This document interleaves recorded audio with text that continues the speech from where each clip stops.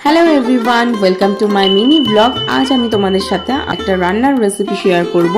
আমি বাড়িতে কিভাবে চিংড়ি মাছের মালাইকারি করি সেই রেসিপিটাই কিন্তু তোমাদের সাথে শেয়ার করব। দেখো, প্রথমে চিংড়িগুলো কিন্তু আমি গরম তেলে দিয়ে দিই ভাজার জন্য। এই চিংড়িগুলো কিন্তু আমি একটু হালকা ফ্রাই করব। আর আমি কিন্তু চিংড়িগুলোকে আগে হলুদ আর নুন মাখিয়ে আধা ঘন্টার জন্য রেখেছিলাম। আর সেম তেলেই আমি কিন্তু গোটা গরম মশলা একটু হালকা ফ্রাই করে নেব। আর সাথে কিন্তু একটু কাঁচা লঙ্কাও আমি অ্যাড করে দিই ঝালের জন্য। এটা অপশনাল, তোমরা চাইলে এটা অ্যাড করতেই পারো। এরপর কিন্তু হালকা একটু ভাজা ভাজা হয়ে এলে আমি একটা মশলা পেস্ট করেছি, সেই পেস্টটাই কিন্তু এখানে দিয়ে দেবো। এটা কিন্তু পেঁয়াজ, রসুন, আদা আর কাঁচা লঙ্কার পেস্ট। এটাকে কিন্তু তেলের মধ্যে দিয়ে দিয়েছি, ভালো করে একটু ফ্রাই করে নেব। হালকায় যখন এটা ফ্রাই হয়ে আসবে তখন কিন্তু আমি এর সাথে আরও একটা পেস্ট অ্যাড করব।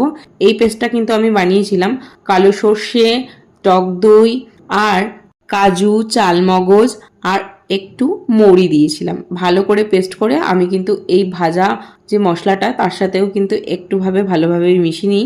আর ঘরে থাকা যে বেসিক গুঁড়ো মশলাগুলো রয়েছে, যেমন ধনে গুঁড়ো, জিরে গুঁড়ো, কাঁচা লঙ্কা গুঁড়ো এবং একটু কালারের জন্য কাশ্মীরি গুঁড়ো লঙ্কা, হলুদ আর স্বাদ অনুযায়ী লবণ একসাথে কিন্তু ভালো করে দিয়ে একটু সামান্য জল দিয়ে ভালো করে কিন্তু আমি এই মশলাটাকে কষিয়ে নিয়েছিলাম।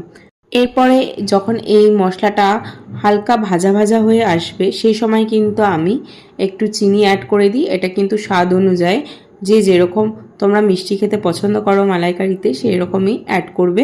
এরপর ভালো করে মশলার সাথে মিশিয়ে দিয়েছি।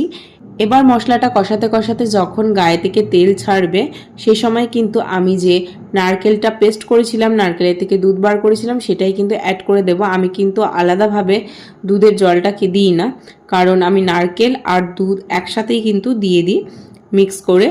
আর এখানে দেখো, যখন ভালোভাবে এই মশলাটা ফুটে আসবে তখনই কিন্তু আমি চিংড়ি মাছগুলো এর সাথে অ্যাড করে দেব। এরপর চিংড়ি মাছগুলো এই মশলার মধ্যে দিয়ে ভালো করে কষিয়ে আমি কিন্তু 5 মিনিটের জন্য এটা ঢেকে দিয়েছিলাম।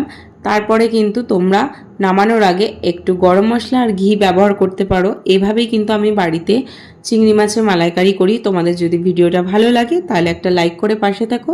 দেখা হচ্ছে অন্য কোনো ভিডিওতে। আজকের জন্য টাটা।